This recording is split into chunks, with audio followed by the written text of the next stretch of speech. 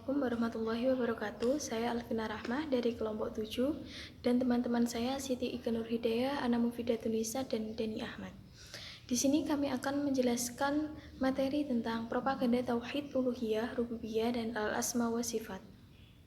Baik, saya akan menjelaskan materi A saja, yaitu propaganda tauhid rububiyah, tauhid uluhiyah, dan tauhid asma wa sifat. Yang pertama, perspektif Ibnu Taimiyah dan Muhammad bin Abdul Wahab. Radikalisme Wahabi berpangkal pada ajaran tauhidnya yang diadopsi dari pemikiran teologi Ibnu Taimiyah Al-Harani yang dikembangkan oleh Muhammad bin Abdul Wahab dan para pengikutnya. Golongan Salafi yaitu tauhid rububiyah, tauhid uluhiyah, dan tauhid asma wa sifat. Di antara pokok ajaran tauhid bid'ah ini yaitu tauhid rububiyah, tauhid uluhiyah, dan tauhid asma wa sifat. Yang pertama, tauhid rububiyah, yaitu mereka menganggap orang yang bertawasul dengan para nabi, wali, dan orang saleh sama dengan orang kafir jahiliyah karena sama-sama bertauhid rububiyah. Sama-sama meyakini hanya Allah yang menciptakan, menguasai, dan mengatur alam semesta. Bahkan kafir jahiliyah seperti Abu Jahal dan Abu Lahab dianggap lebih beriman dan bertauhid daripada orang yang bertawasul. Dalilnya, orang yang bertawasul hanya berdoa kepada Allah di waktu senang saja, sedangkan di saat susah mereka melalaikan Allah, tapi justru meminta doa kepada para nabi dan wali. Sedangkan kafir jahiliyah selain meyakini hanya Allah yang menghidupkan, memberi rezeki, dan mengatur alam semesta, di saat susah mereka hanya berdoa dan meminta kepada Allah dan meninggalkan berhala yang disembahnya. Konsekuensinya, mereka menganggap orang yang bertawasul lebih musyrik, lebih halal darah dan hartanya, dan lebih wajib diperangi daripada orang kafir jahiliyah. Ringkasnya, dalam tauhid rububiyah ini, orang yang bertawasul lebih rendah derajatnya daripada tauhid rububiyah kafir jahiliyah. Yang kedua, tauhid uluhiyah, yaitu mereka menganggap orang yang bertawasul sama sekali tidak mentauhidkan Allah, karena melakukan tawasul yang berarti menyembah dan berdoa kepada selain Allah. Orang tidak menganggap beragama Islam kecuali bertauhid uluhiyah. Tauhid rububiyah tidak cukup menjadi standar keislamannya. Yang ketiga yaitu tauhid asma wa sifat, yaitu mereka menganggap takwil pada nas, ayat, dan hadis mutasyabihat merupakan penyimpangan tasrif atau distori terhadapnya, sehingga ulama yang melakukannya dan orang yang mempercayainya divonis sesat menyesatkan. Selain itu, mereka juga menganggap bahwa orang tidak mengimani tauhid asma wa sifat berarti telah menafikan sifat-sifat Allah dan yang sangat banyak yang tercantum dalam Al-Quran dan hadis. Baik, yang kedua ada perspektif ahli sunnah wal jamaah. Perspektif ahli sunnah wal jamaah dibagi menjadi 3. Yang pertama yaitu ada kerancuan pembagian tauhid Ibnu Taimiyah, yang kedua ada legalitas takwil, dan yang ketiga ada bahaya tauhid rububiyah, tauhid uluhiyah, dan tauhid al-asma wa sifat. Yang pertama ada kerancuan pembagian tauhid Ibnu Taimiyah. Merupakan bid'ah yang baru muncul dalam dunia Islam pada abad ke-8 Hijriyah atau selisih 800 tahun pasca wafatnya Rasulullah dan digagas oleh Ibnu Taimiyah. Kerancuan pembagian tauhid ini sangat nyata karena berbagai argumen, antara lain yang pertama, memisahkan makna ar-Rabb dan al-Lillah yang sebenarnya pasti saling berkaitan atau talazum. Selain merupakan konsep baru dan tidak ada satupun ulama salaf yang mengatakannya, pembagian tauhid ini sangat muskil dan tidak logis. Sebab menurut akal, yang berhak disembah hanyalah Tuhan yang mencipta dan mengatur alam semesta. Sedangkan yang tidak berhak disembah adalah sesuatu yang tidak mampu mencipta dan mengatur alam semesta. Karenanya, tidak masuk akal orang menyembah sesuatu yang tidak diyakininya sebagai Tuhan, yang mampu mendatangkan kebaikan dan menolak bahaya baginya. Buat apa ia menyembahnya?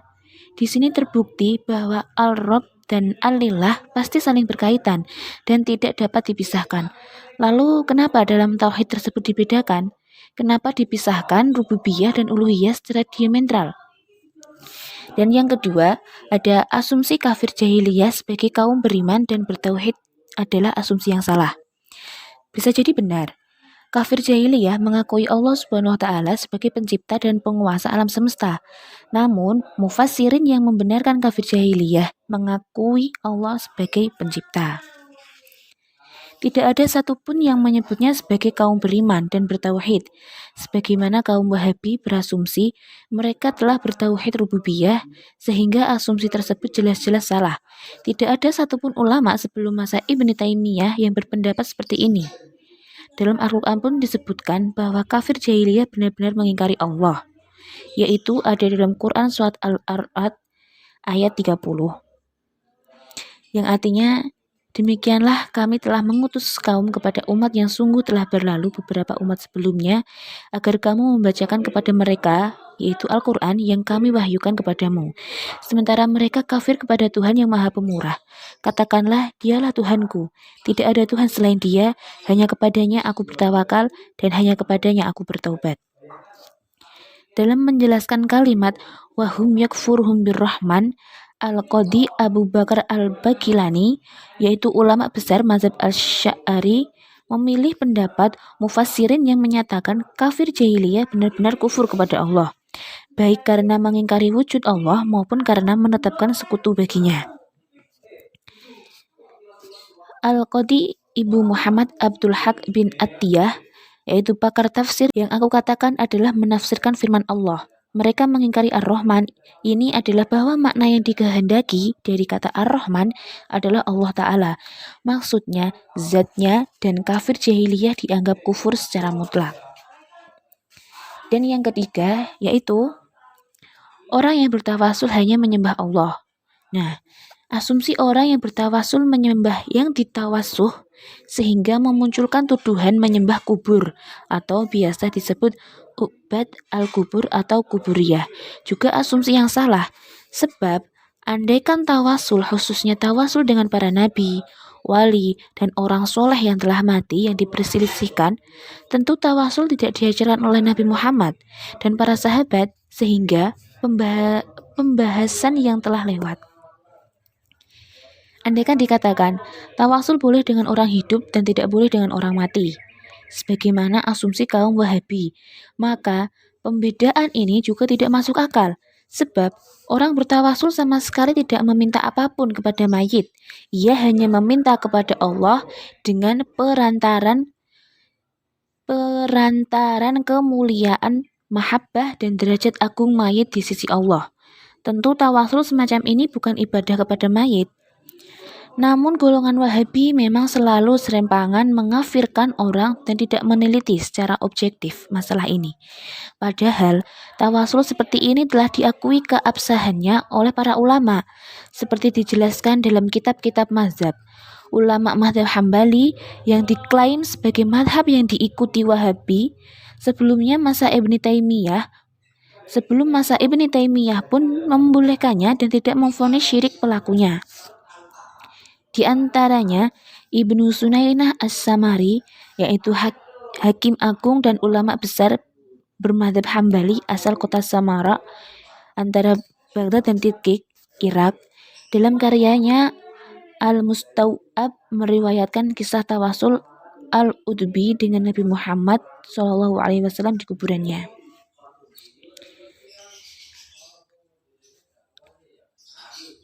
Guru Ibnu Taimiyah, yaitu Muhammad Muwafiq Ibnu Qudamah Al-Maqdisi, yaitu tokoh besar madzhab Hambali asal Damaskus Syariah, dalam Al-Mughni meriwayatkan kisah tawasul Al-Udbi tersebut menjadikannya sebagai argumentasi penguat kesunahan menziarahi kubur Nabi Muhammad SAW dan tidak mensyirikan pelakunya.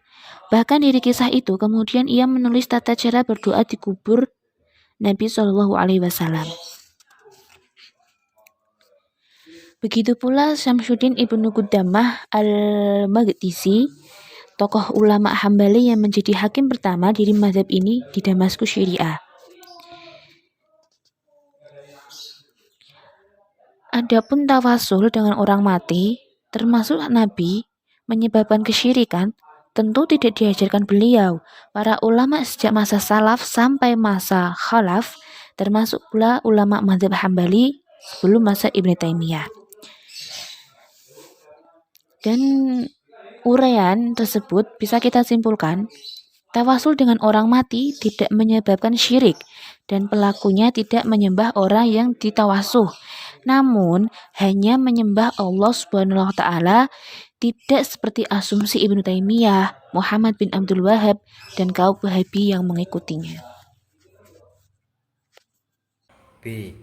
Pendekatan takwil pada ayat dan hadis mutasyabihat telah dikenal sejak generasi sahabat dan ulama sesudahnya.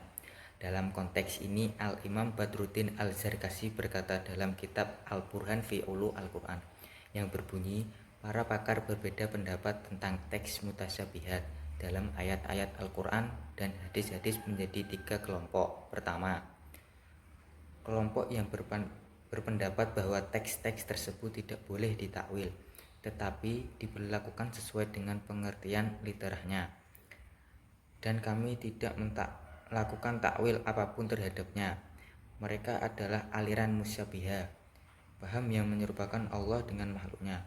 Kedua kelompok yang berpandangan bahwa teks-teks tersebut boleh ditakwil, tetapi kami menghindar melakukannya, serta mensucikan keyakinan kami dari menyerupakan Allah dengan makhluknya dan menafikan sifat-sifat yang ada dalam teks-teks tersebut. Kami berkeyakinan takwil terhadap teks-teks tersebut hanya Allah yang mengetahui. Mereka adalah aliran salaf ketiga. Kelompok yang berpandangan bahwa teks-teks tersebut harus ditakwil, mereka mentakwilnya sesuai dengan kesempurnaan dan kesucian Allah. Mazhab yang pertama, yaitu mazhab musyabihah, adalah pendapat yang batil, sedangkan dua mazhab yang terakhir dinukil dari sahabat Nabi. Pernyataan senada juga dikemukakan Muhammad bin Ali As-Syaukani dalam Irsyad Al-Fuhul. Pernyataan Az-Zarkasi dan As-Syaukani memberikan kesimpulan, pendekatan takwil telah dikenal dan diamalkan oleh generasi as-salaf as-saleh, termasuk para sahabat yang menjadi rujukan ahlu sunnah wal jamaah. Di antaranya adalah takwil Ibnu Abbas pada kata al-wajh dengan makna zat Allah, yang berbunyi, Ibnu Abbas berkata, al-wajhu merupakan ungkapan darinya seperti firman Allah dan tetap kekal zat Tuhanmu yang mempunyai kebesaran dan kemuliaan. Quran Surat Ar-Rahman ayat 27. Imam Ahmad bin Hanbal 164-241 Hijriah atau 780-855 Masehi mentakwil kedatangan Tuhan dengan makna kedatangan pahalanya,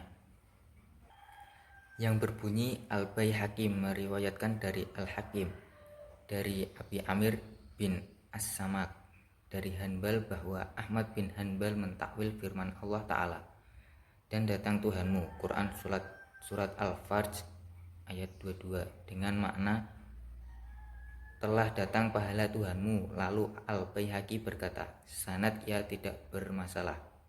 Dalam konteks memahami nama-nama Allah ini, Imam Al-Baihaqi mengutip 5 prinsip akidah dari Al-Hakim Al-Husain bin Al-Hasan Al-Halimi 338-403 Hijriah atau 950-1012 Masehi.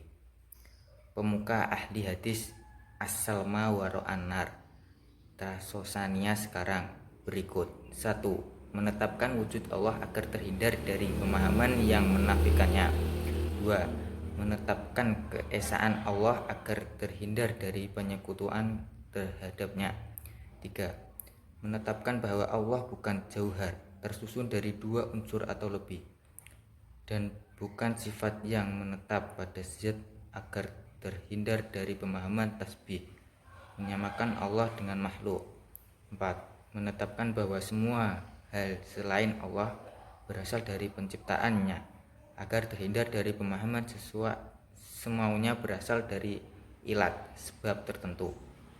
5.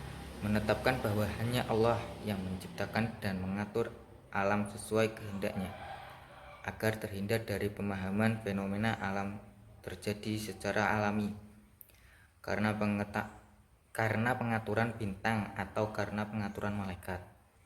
Dari uraian ini menjadi jelas bahwa takwil terhadap nas, ayat dan hadis musyabihah tidak dilarang dan tidak menyesatkan, bahkan telah ada contohnya. dari sahabat dan ulama salaf. Selanjutnya adalah bahaya tauhid uluhiyah, rububiyah, dan al-asma wa sifat. Yang pertama adalah menganggap non-muslim lebih bertauhid daripada orang Islam yang bertawasul dengan meminta syafaat kepada Allah dengan para wali dan orang saleh berdasarkan tauhid rububiyah.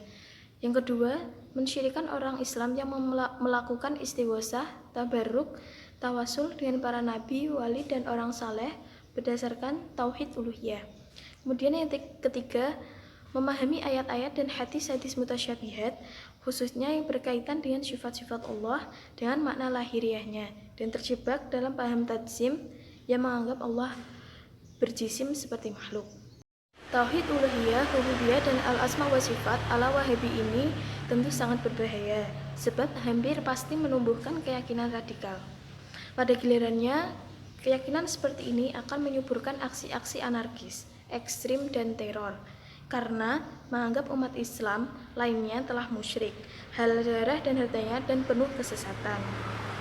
Demikian yang dapat kami sampaikan, kurang lebihnya mohon maaf. Wassalamualaikum warahmatullahi wabarakatuh.